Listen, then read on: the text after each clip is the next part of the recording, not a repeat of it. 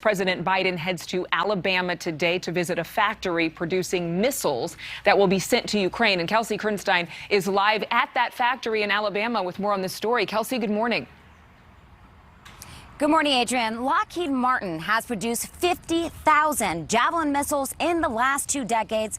President Biden wants to send more of these to Ukraine. However, there's mixed reviews whether now is a good time to do so. The U.S. sending more than 5,500 of these highly lethal portable shoulder fire weapons to Ukraine. It is beyond the realm of most people's knowledge as to what it is capable of doing and how it is controlled. Fire and control.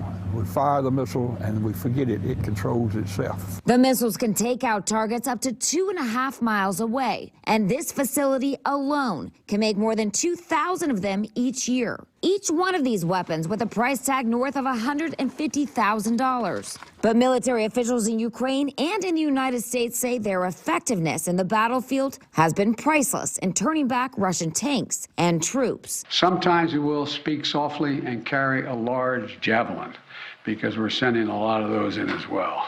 And President Biden set to call on Congress while in Troy, Alabama, to pass $33 billion in funding, mainly to support Ukraine's war effort. Highlighting the urgency of the request to Congress to pass funding quickly to help Ukraine continue to succeed against Russian aggression. The Pentagon won't disclose how many Javelins remain in U.S. inventory. Some experts estimate about 20,000 Javelins, or a third, are left in the stockpile. The defense industry, including Lockheed Martin, not immune to national supply chain issues and labor shortages. And the CEO of Raytheon, one of the largest defense companies in the world, told investors last week they've seen a parts shortage. Thus far, we have not seen any negative impact on our ability to defend this nation across a range of military capabilities. But that is not something we take lightly.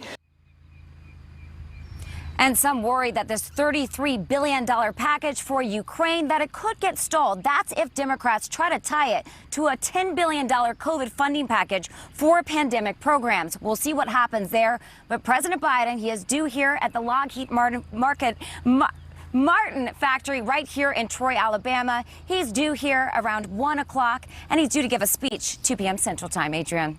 Thank you so much for watching. Make sure to click on the red subscribe button below so you can get more of NewsNation's fact-driven, unbiased coverage.